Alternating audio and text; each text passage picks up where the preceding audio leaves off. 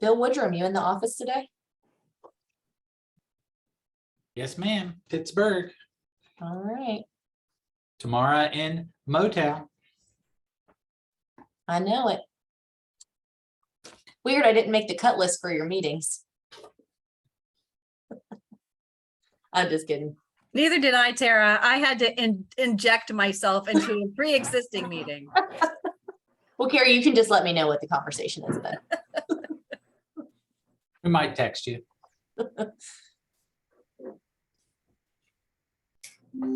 Oh, Mike Queen on the call today, We just got very not in his basement.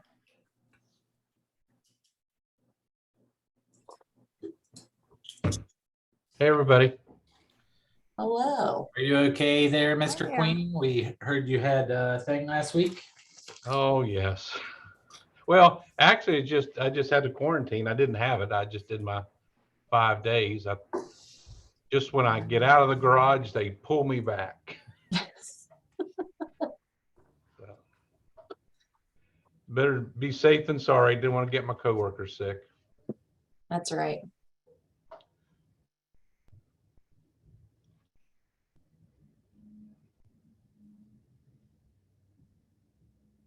All right, Amber, should we go ahead and get started? Yeah, I was gonna say, let's go ahead and get started. We have a pretty jam-packed agenda today. You want to kick us off there? I can share my screen if we want to quickly look through. So there were a ton of requests to be added to today's agenda. So we will quickly try and get through everything and make sure we wrap up within 45 minutes. But here is the agenda for today. We'll be listening to Judy and Peyton as the Entrepreneur Spotlight. And then we have Gary talking about his experience. Amber and I will be talking and working to figure out what topics we would like to have at 2023 Bridging Innovation. And then we have a ton of short shout outs of events coming up. So the fall semester is on its way. And then we'll have, if we have time at the end, anything else that's not listed on here, you can shout out your events for the fall and the spring at the end. So Amber, do you want to introduce Judy? Perfect. Yeah, we're excited to have Judy and Peyton here to talk a little bit about the work that they're doing. And so I'm sure you all are familiar with Judy and Peyton, but we wanted to give them an opportunity to highlight some of the new programming they're doing. So Judy, I'll let you take it away. And if you have any issues sharing your screen, let me know. I am not seeing the opportunity to share my presentation. Oh dear. Okay, let me try again.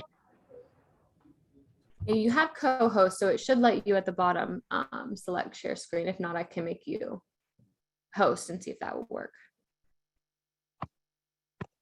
Are you seeing the presentation now? No. Okay, I am totally sorry. So I'll tell you, I have no idea. It's kind of stuck. I don't know what it's doing. It's like it's loading. I don't know. Jump to Peyton while that's loading, maybe? Okay. Yeah, Peyton, do you mind? go ahead and let him go. Just share mine. It worked a moment ago. So,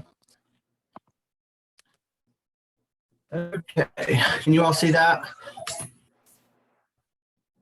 Everyone good? All right, cool. So Genie was going to do the intro to sort of introduce the New River Gorge Regional Development Authority, which is our sort of parent organization for the West Virginia Hive Network, which is the entrepreneurship support program that covers 12 counties in southern West Virginia, and then Country Roads Angel Network. And so my name is Peyton Ballard. I'm the managing director of Country Roads Angel Network, which is an initiative of the New River Gorge Regional Development Authority and is administered by the West Virginia Hive Network. So that's, complicated language to say that we're all, married and happy and doing fine work together. So I'm just going to talk about the CRAN piece of this, and I'm going to try to move quickly through it, but I can make these slides available if I just highlight over something that you wanted to hear more about. And so I kind of already mentioned what CRAN is, who we're related to sort of, but we're the only accredited angel network in the state, and was established to provide early stage seed funding to entrepreneurs and small business owners. It's a membership organization, so we aren't a fund like other types of private equity style groups. We have individual investor members who pay membership fees, and they sort of drive the investment thesis that we'll get to here later. And so I mentioned that we started by the Angel Development Authority and the Hive, and sort of are working underneath them now on various, at this stage, various different grant partners and different opportunities that we're supporting. It was started for a federal EDA grant in 2019, and we recently submitted our 501c6 application, which differentiates ourselves from both the Hive and the NRGRDA, for our fiscal status. And so we serve all 55 counties in the state, which is slightly different than the other two organizations. We do work with the Hive, but other support programs throughout the state to feed our investment pipeline and work with entrepreneurs. We use a software called GUST, G-U-S-T, to house our sort of application process, which you can find on our website more details about.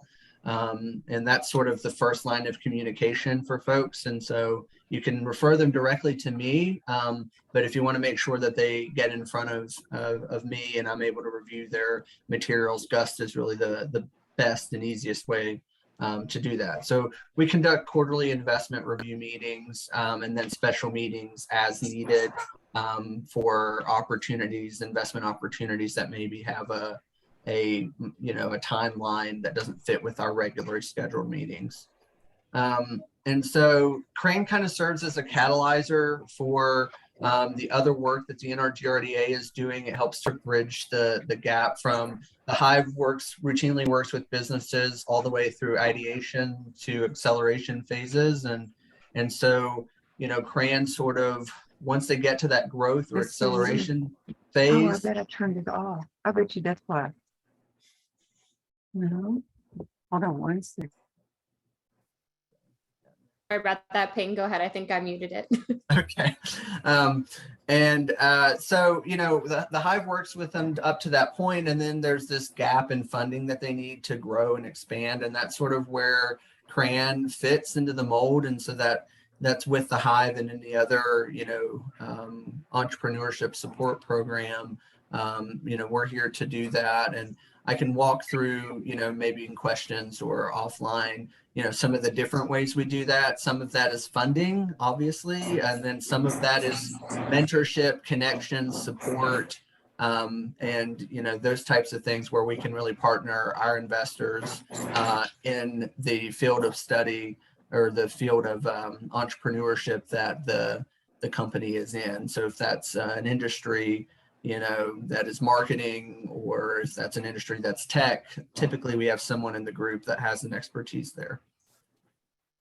This is just sort of how it works. I won't go through that too much here in an effort to save time, but you can reference that at another point. But we have a multi-layered process for how our investments come through and how long it takes us to move them through all of these different stages to investment. This is just a little bit about our investment returns or the thesis that we have here. By and largely, our investors understand that, in West Virginia, there will be limited opportunities to have these sort of home run examples here where you're getting 10 or 20 times your investment. They exist, and we've, I think, seen a few of our early companies are going to be able to provide that level of return. But a lot of the work that our investors are doing and things they're passionate about investing in are companies that are high growth West Virginia based companies that are going to employ West Virginians and, you know, improve our local economies, which kind of goes into this next slide about the social impact that CRAN offers. You know, local job creation is a huge part of what we want to do. You know, diversification of the different industry sectors that, you know, are in West Virginia. We see a lot of startups that, you know, are frequently, you know, in segments of the economy that West Virginia isn't known for, but we have that talent here and we have folks starting those companies. And it's one of the things our investors want to help prop up and support.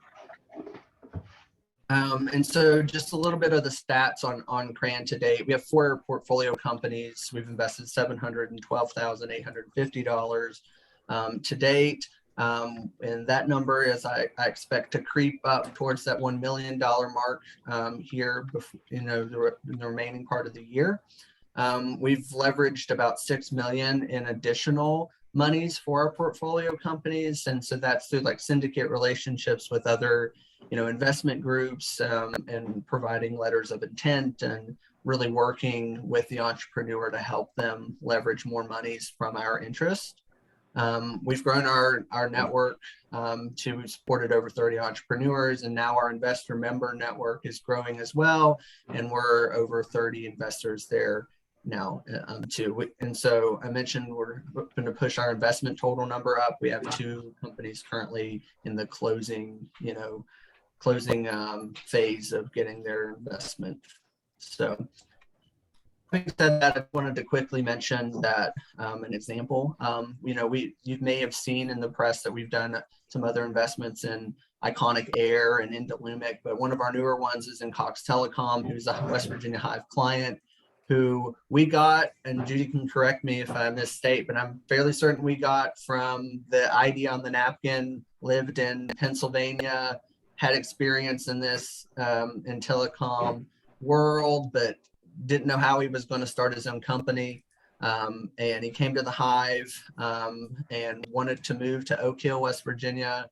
And because of family in the area, his grandparents are from the area, moved here, worked through all of the different Hive programming that we have to train him and help him understand what he was doing. We moved him into the CRAN pipeline, and that resulted in a $100,000 investment that we closed back in March. And he's on the ground. I think as of 2 weeks ago, he had hired 8 folks already, and is working to build out broadband access in the state. So we're really proud of him and the work that he's done. And we kind of see him as a good, you know, show pony for the work that, you know, the Hive and CRAN are attempting to do. And so with that, you can contact me or Judy, and I'll try to yield the rest of the time to Judy if she was able to get her presentation up and going. If not, I can also take questions. So with that, I'll try to stop my sharing. Peyton, if you can, I sent the PowerPoint to you as well. I'm still not even seeing like a view option on it. Like it just doesn't even appear on my screen. So if you can pull it up for me real quick. I think in essence of time, like I'm not going to go through everything that I have there, but the main thing that I wanted to just get across, I think one of the you know, one of the biggest questions that we get is, or maybe everyone doesn't understand, that we are programs of the NRGRDA, the New River Gorge Regional Development Authority. And so I just wanted to run through that real quickly, and then maybe you all will invite me back to cover the Hive in detail, but I won't go through that today. But the New River Gorge Regional Development Authority is it's a real non-traditional model. We truly believe in we're big on collaborations and leveraging those partnerships and kind of breaking down the borders. Peyton, the next slide, please. And so it is a 4-county EDA, just serving Fayette, Nicholas, Raleigh, and Summers counties. But as you heard Peyton say, for CRAN, we support statewide with that program. And with the Hive, we support 12 of the southern counties in West Virginia. But for the NRGRDA, they basically have 4 buckets of work. So we have new business recruitment, small business and entrepreneurship support. Obviously, that's the main area that the Hive and Crane falls under. There's business retention and quality of place. But truly, as all of you know, entrepreneurship touches really everything, right? And so entrepreneurship is a key program within what the NRGRDA does, the entire workings. But they are the NRGRDA board is extremely forward thinking. And again, partnerships are very, very important to them. And they're interested in rebuilding all of West Virginia with a focus on Southern West Virginia, but they do not limit that to the 4 counties that they directly support. So that's just a really big point that I wanted to try to get across. And again, hopefully Amber and Tara will invite us back to talk more about the Hive at a later time, and we appreciate the opportunity. Absolutely. Thank you. And if you do have questions for Judy or Peyton, please put them in the chat and we'll direct them to them afterwards or follow up with them as well if we have time at the end of this. So Tara, do you want to go ahead and introduce our next speaker? I think we have our entrepreneur. Yeah, absolutely. So thank you to Derek at RCBI who introduced us to Gary Gini with the Instrument Lab. So as you guys know, we are really interested in getting real entrepreneur feedback here at the ecosystem. So Gary, we would love if you could kind of talk about your experience with the ecosystem and any challenges that you're having as an entrepreneur here in West Virginia. And I believe you have an interesting story of how you landed in West Virginia. So I'll turn it over to you. Thank you very much. And thank you for the opportunity to speak. My name is Gary Genie, and my wife and I, Julie Darling, we started the Instrument Lab in December of 2020, really got rolling on January 1st, 2021. Our business is really a 3-silo business. We repair musical instruments, band instruments, and that has been my vocation and career for 35 years plus now. And the second silo is the design, manufacture, and sales of tools for the industry. And the third silo we've recently added is rental instruments for students in school band, that sort of thing. As you can tell, my accent isn't local. I'm Canadian, and I moved down to West Virginia in 2019, pardon me. I met my wife online. She lives here in Spencer, where I'm now located, and we hit it off really well. She spent some time up in Canada with me, and I ended up down here, where the winters are far more tolerable than the 6 weeks of minus 40 degrees that we used to get in Saskatchewan. So you will find me hiding in the Imaginarium in our basement, which is our workshop facility, to beat some of this heat. It's melting temperatures for this Canadian. So when I started the business with Julie, we didn't have a lot of capital to begin with. So I have to give Will Miller from the West Virginia Small Business Development Group a real shout out for getting involved with us, acting as our coach, and introducing us to Mid-Ohio Valley for some funding, so some startup funding. And we got a slow but steady start with that. And what has made a real difference in the growth and development of our business has been RCBI. And I cannot thank that entire group of wonderful people enough. They have changed what we can achieve and how we've grown and what we're bringing to market in terms of our tools for the repair industry. Shout out to Derek for his inputs, and we worked very closely with Deacon Stone and Morgan Smith. And we have brought in the period of, I guess about 18 months, 12 products to market that don't exist anywhere but here in West Virginia. And we do have a worldwide market for our tooling. Overall, there's probably about 8,000 to 9,000 professional repair technicians worldwide. and we are one of 5 tool suppliers in the world. So while I'm quite skilled in a number of different aspects of the business, I am not in any way a skilled draftsman or designer. So Morgan Smith has been absolutely instrumental in taking what's up here and rendering it into the physical products that we produce. So we're doing well. About another 22 projects in the pipeline for developing new tools, and we're just ticking along. Now, we have had some issues, and that comes with any small business with 2 people. Funding has been a little slow, and it's an honest criticism that when we went through the group that we did, it took a very long time, and we nearly missed a very big launch deadline for things to roll through the various processes to get the funding. But that being said, glad to have it. And we're in the position that we're kind of outgrowing our space, and there's a great building for sale in Spencer where we're located. And because we've only got just under 2 years of being in business, and despite having a good credit rating and a deposit, we can't purchase a building we'd really love to purchase, and that comes down to access to some funding.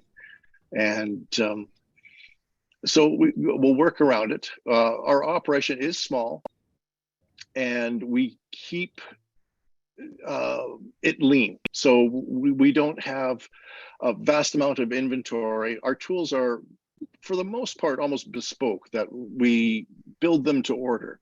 So we don't have to maintain vast inventories, but there is a trade-off with that in terms of economies of scale. So there, some additional funding in terms to buy 100 units of something rather than buying 1 or 2 at a time would really increase our profit margins by driving down the price because of larger purchases. But we, at this point, aren't able to access that. Again, I can't say enough about RCBI. First introduced to them about a year ago through Will Miller. And I honestly wish he had grabbed me by the ear from day one and dragged me down to Huntington to introduce me, because it would have really moved us along a lot quicker. We kind of spent the first 9 months or so spinning our wheels trying to make some magic happen. And once we were introduced to RCBI, it really set us alight and got us out the door. Awesome, thank you. If you had to have a specific ask for any members of the ecosystem to provide additional support, we want to go ahead and throw that out there, and then we'll ask anybody on the call if you are able to offer that support to Gary and the work that they're doing. That would be really helpful. So Gary, any final asks or any other additional support the ecosystem could provide? Certainly. I'm going to two asks. One small, being from away, love West Virginia, love the people, but I'm finding, it's just my personal bias, that it's a little hard to get introduced to all the band directors out there. So if you happen to know a band director that needs quality repairs, please pass our details along. We do great work, well regarded in the industry, and would appreciate a shout out. And then to the other issue would be some additional options for financing so that we can grow our business and achieve those economies of scale in our purchasing and even possibly expanding the business. Those are my 2 items. Perfect, thank you. Gary, can you put your contact info and where the people can learn more about your work in the chat, and then we'll let the ecosystem take it from there. They usually will provide you some good contacts and some follow-up as well in the chat. Will do. Thank you so much. Thank you. Appreciate your time. Thank you, Gary. Take care now. All right. So I think now we're going to do a quick kind of collaborative brainstorming and feedback session around planning for Bridging Innovation 2023. So we do have an interactive Mentimeter that we're going to go over. So if you all could pull out your phone or pull up menti.com on your computer. we're going to be using that to just capture some of this information. So are you all able to see this? Okay. So here's the instructions. So go to menti.com and enter the code. And then once we have people logged in, we'll go ahead and go through some of the questions for feedback.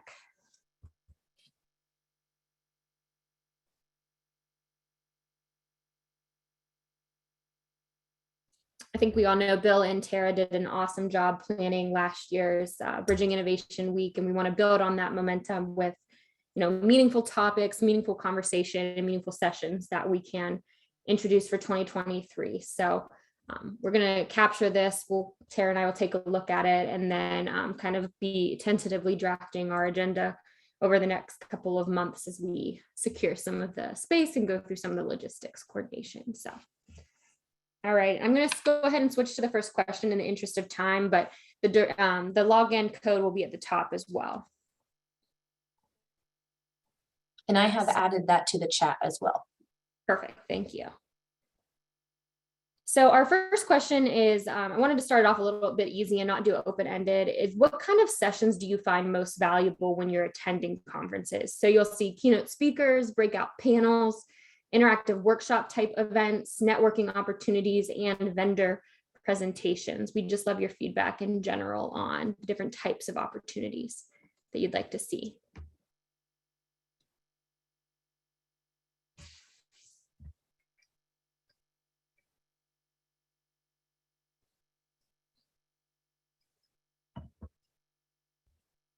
Amber, I'm so glad you put this together because I love watching it live time. Thank you. I was gonna say, I didn't tell Tara what the questions were. She could easily participate in this as well. Yeah, this is really cool. Perfect. Okay, this is very helpful. All right, so the next two are going to be open-ended. You are able to add as many responses as you'd like. So we'd love to see like one response per input. So we're looking for guidance and some ideas around specific topics that you would like to see covered at Bridging Innovation 2023. So last year was kind of community building. We're going to talk about important growth areas. What individual topics would you like to see covered at Bridging Innovation 2023? These can be educational, big picture, industry specific, anything that you all would like to see. Social entrepreneurship, interesting. And if you stay on that Menti on your device, it should just transition you to the next slide.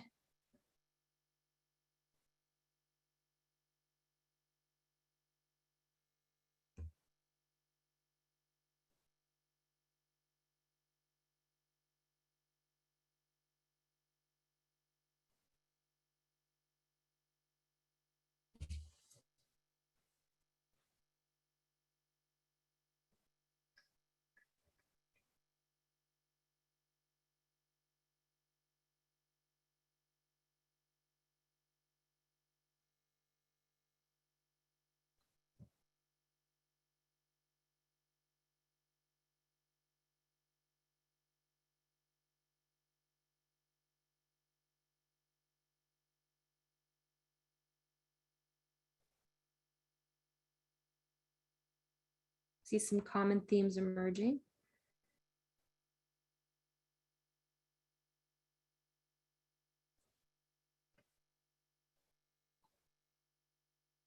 Yeah, a lot about funding and capital, social entrepreneurship. Give it a little bit longer. Drop as many more topics in there as you'd like.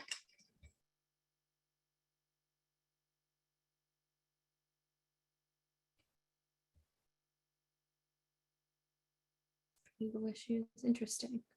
So we got kind of a blend here. We got like success stories, some technical assistance, coaching, educational pieces, forward thinking. So this is really helpful for us as we're looking at kind of the agenda and the lineup.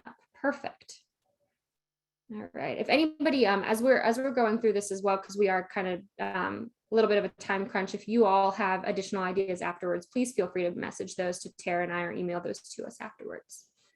Okay. The next question, we're also open sourcing any recommended speakers or any kind of success stories or ideas that you all might have on speakers as well. So if you have any ideas, please drop them in here and we'll add them to our list of current potential speakers. This can be individual entrepreneurs that you know that have a really cool story, people doing good work in the community, in the ecosystem, kind of anything you'd like to share.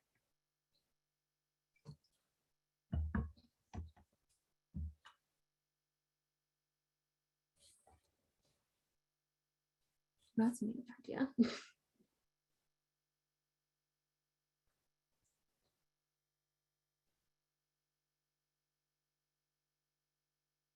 Also, if you don't have a specific name, but you have a like an organization or a business that you think could be cool, if you want to go ahead and drop the business, feel free.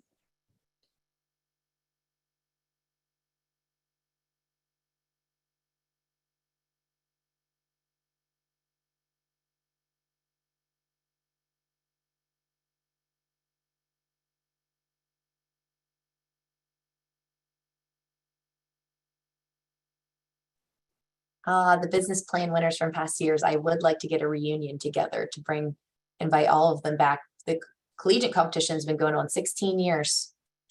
Oh, wow. Yeah. That's really cool.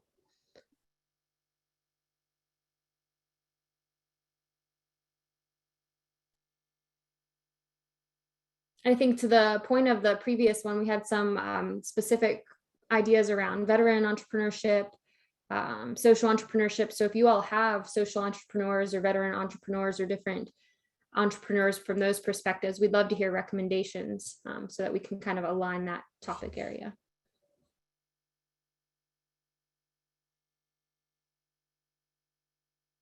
This is great, guys. Thank you.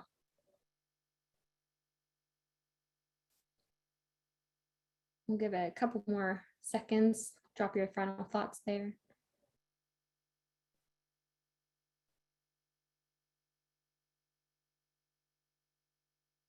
Okay, I'm going to go ahead and move on.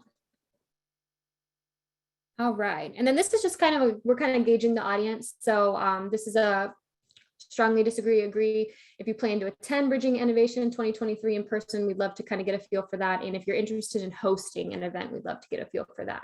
And we're going to go over a little bit, all right, about how to go ahead and submit your events.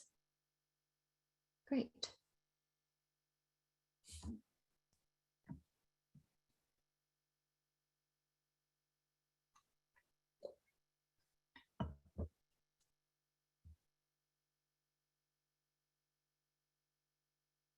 Good to see interest in hosting. We're excited about that. Okay, so in terms of submitting an event, we do have a link active on the West Virginia Business Link site.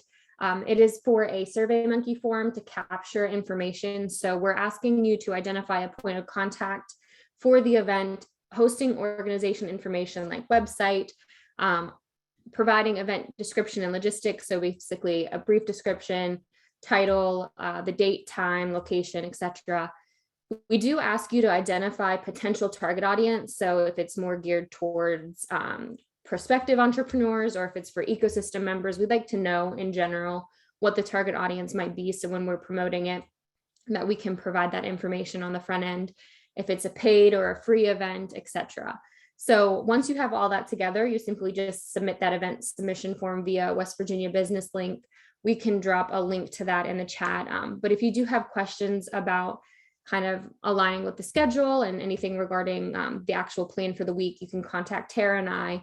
And then Jennifer Rohrig is helping out with Wheeling location. So I believe Jen's on today as well. Jennifer, if you wouldn't mind dropping your chat. So if you have questions about hosting an event in Wheeling, she'll be happy to provide some ideas for that. So if there are any questions around hosting an event, please let us know, but otherwise we will go ahead and move on with this information, and please keep in touch with Tara and I if you have any ideas that come up as a result of this conversation. So Tara, anything you want to share here as well? No, that's great. Thank you so much, Amber, for putting that together. I'm really excited to look through the results. It looked like there were some reoccurring themes going on. So, and Jennifer just popped her email into the chat. So if you have any specific questions on event locations in Wheeling, West Virginia, Jennifer is your woman to help you find that space. And we would like to have as many events as possible surrounding innovation, entrepreneurship. So with that, I will turn it over to Derek Scarborough. He is going to be talking about the 9th annual Makes Fest, which is tri-state, and he is also going to be talking about the Inventor Society of West Virginia. So Derek, over to you. Thanks, Tara. I'll be brief. We've got our 9th annual West Virginia Makes Fest here at Marshall at the Student Center. I'm going to be back in person, no more Zoom, hopefully this year. At least that's the plan. And that's going to be November 4th, 9 to 2. So if you're not familiar with it, it's kind of a fun festival. I'm going to put a link in the chat for you guys to, whoops, I just sent it to one person, sorry. For you guys to check out the details and sign up, come participate. There's, it's kind of a fun festival atmosphere. There's opportunities for makers to exhibit. There's opportunities for them to enter as a competitor. It's not as a formal competition as you have with the BPC, for example, that we're happy to support. But the presenters get judged. We have a student category and an adult category, and prizes will range in the $5,000 to $7,000 range. And starts at 9 a.m. on Friday, November 4th. We'll have a good motley crew of people presenting, people exhibiting. Usually get to have some companies highlight some neat technology displays. We'll have some inventors, student displays. It was just fun. So check it out. Hope you can join us.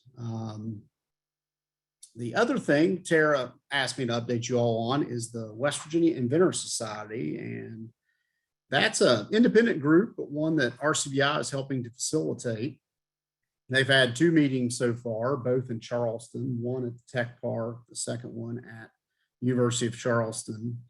And the 3rd meeting is being planned, and it's going to be October 11th at the Acova Center at WVU. Thanks, Tara, for helping to make arrangements to make that happen.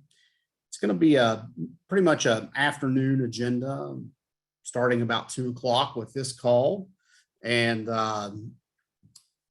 then proceeding the rest of the afternoon into the early evening. And it's kind of an informal group for sure. They're trying to keep it very private sector oriented, which means that people in this network should come and participate and be there to support.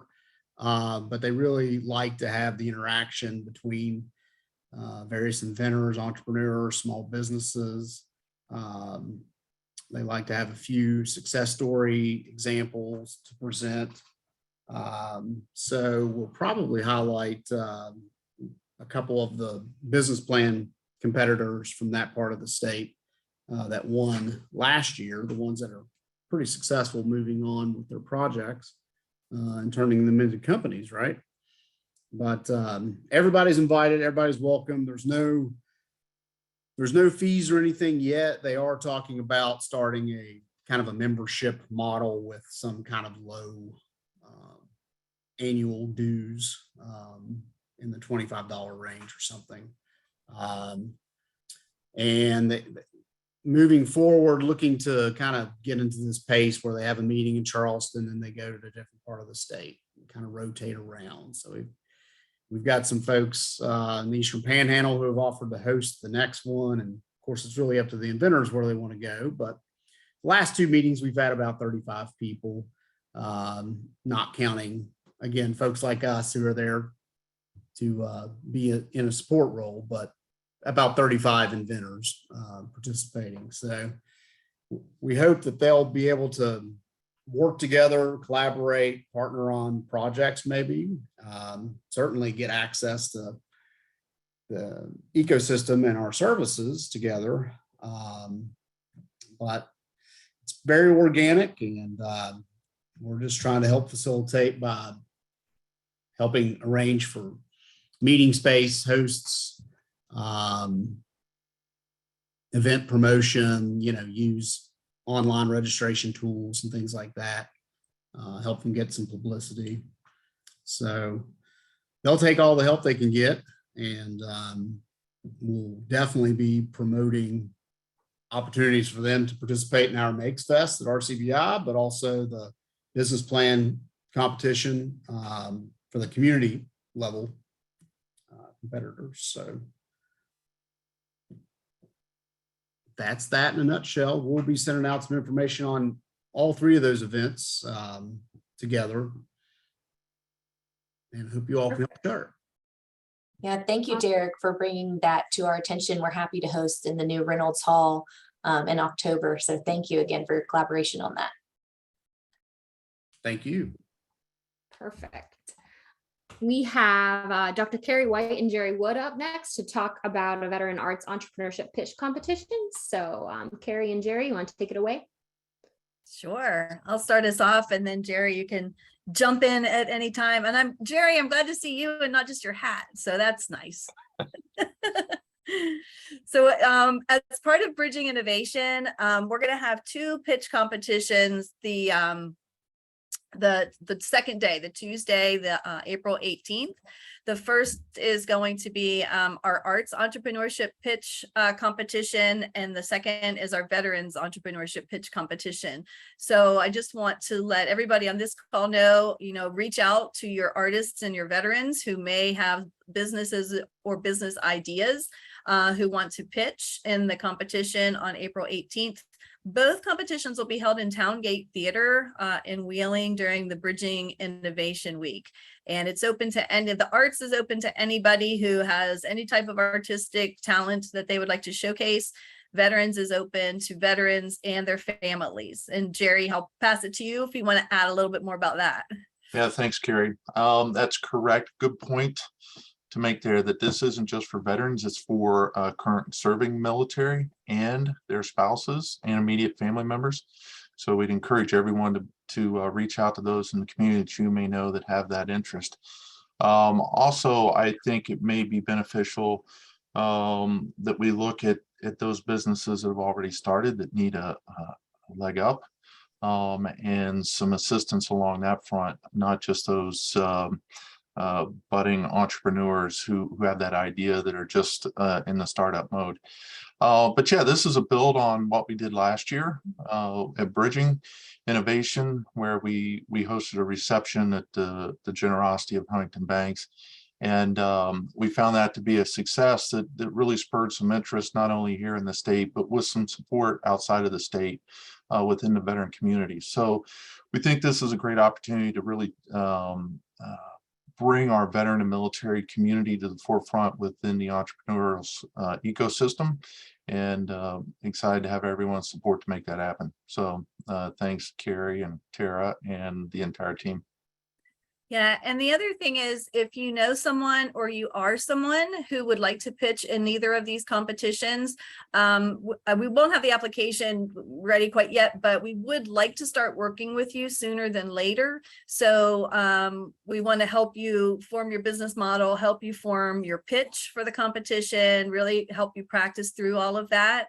So you can just reach out to me directly. I'm happy to get you scheduled with someone who can help you with all of those components. And we found last year that coaching really helped, especially for people who had never really done a pitch before. So we want to make sure people who are interested get that coaching that they need, so that they do, have everything ready to go and they don't feel nervous when they're up there pitching. So I'm going to put my email in the chat. So if you know someone, you want to refer them over to me, happy to talk to them. Thank you, guys. Yeah, thank you guys so much. We are really excited. So again, those pitch competitions, the arts and the veteran pitch competition will be Tuesday evening after the Entrepreneurship Ecosystem Conference. So there will be plenty of time for you to get downtown and watch those pitch competitions. And then in addition to that, we will have a vendor fair that evening.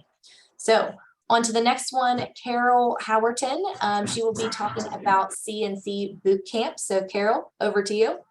Hello, everyone. Thank you for having me. RCBI just recently received a Department of Defense grant, and through this grant, we're able to provide free CNC training in the form of a boot camp. We think this is really valuable for maybe the veterans. It's really open for anybody, but really in the entrepreneurial sense, we've had some veterans who have gone through CNC training in our military to manufacturing concept, and they've been able to open their own business. They now have up to government contracts. So that's been a great example of finding a project, getting some training, and then being able to open those businesses up as a part of it. So we just wanted to make awareness of the project in this. It is free training, so it's a great opportunity if someone has an idea of things that they want to make. They can come in and go through the training and then have that opportunity to work with us or other avenues to be able to start their own business and be able to do more work. There's a lot of work out there for CNC machinists, for companies to get contracts. Tad Robinette, the one that I think both Derek and I put up on the list, is one of our veterans who started with the program. He brought 3 more veterans into the program, and they've all now started their own business. And I think Tad recently got contract with government issues. So he's doing really well and hiring some student workers and growing that business up in just a short period of time. So sort of my little 2-minute spiel. Our information is on our website, and I can post the link in the chat. Perfect. Thank you so much. We have such good events coming up in the ecosystem. We're really excited to be sharing them. Next up, we have a quick update on some intellectual property workshops from Marianne Armour Gemin, if you wouldn't mind coming on and talking a little bit about what you got going on. Sure. So the Patent and Trademark Resource Center at West Virginia University is holding some workshops on intellectual property. This includes information about learning how to search trademarks, learning how to search patents, also introduction, and all those workshops are listed on the entrepreneurship calendar that we have. So if you want to just search in there, you should be able to find them. And they're starting August 26th through October 14th. Perfect. Thank you so much. Do you mind dropping the link in the chat as well, just so we can have that easy access for anybody? Well, I can put the link to the WVU one. Okay. Yeah, and I'll do that, but you can sign up through the other calendar as well. The business link. It's a good reminder if your event is not on Business Link to go ahead and add it to Business Link as well. Perfect. Yes, thank you, Marianne. Thank you for adding that to the calendar and bringing that up. So Eugene, I think we have you on here. I know you were a last minute ad. Yes, we do have Eugene. So I will turn it over to you to talk about Sbir Sttr Boot Camp. Yes. Could I share the slides, or should I just talk about this? Either way is fine. We have about 2 minutes. If you can do slides with 2 minutes. Yeah, I have 2 slides, but I can Okay. I can do without slides if you would prefer. So Yeah. Okay. You disabled sharing, so You're good to go. You should be good to go now if you'd like. okay. Fantastic. It will not take more than 2 minutes. Hello, I'm Eugene Krenzel. I'm with Accelerator Network, which is NIH-funded program that includes 6 Southeast U.S. states, including West Virginia. And I wanted to share with you a program that we have, Sbir Readiness program for minority entrepreneurs. And that is right here. It is a program funded by SBA, as a Catalyst Award by Accelerator Health, Jackson State University, and University of Kentucky, with support of a couple of organizations within our region. That program is available now not only for HBCU and minority serving institutions, but for entrepreneurs in the communities. It has 5 lectures, 5 sessions, and one-on-one interactions with participants. And it's presented right here. If you have any minority entrepreneurs in your communities that would be interested in being a part of that, I will send, I'll put in chat the link how they can register. It will need to happen pretty much now because we are going to run that program again in September, and we don't know when it will be run again after that. So looking forward to getting your minority entrepreneurs interested. I'll put a link in the chat right now. Excellent. Thank you so much. I'm glad. I know that this was a last minute turnaround, so thank you for being able to join and talk about your program today. And that concludes, I know that that was a lot. We had a big meeting today. We ended up having, I think we topped out about 40 or 53 people.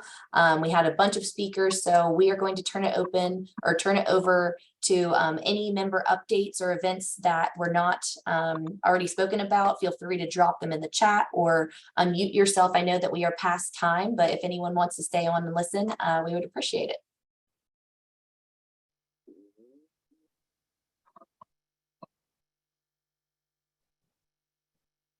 All right, maybe we did get all of them. Hey, Tara, can I say one thing real quick? Get in there, Mike. Hey, real quick, the West Virginia One Stop Business Center and Chris Alder, who just had to drop off, our executive director, is looking for pop-up opportunities where we can bring business and licensing professionals to events that you all sponsor, so that if there is someone who needs to register immediately, if there's someone that needs more information on the registration process and what we do with our participating agencies in the One Stop. It's a great outreach opportunity. We're looking for those opportunities for this fall and for next spring. So if there is a pop-up opportunity at one of your events, folks, please reach out to me. I'll put my email address in the chat. Mike, we actually have communicated with Chris about having that available at Bridging Innovation 2023. So we're really excited about making that possible. Perfect. Thank you very much. Yeah.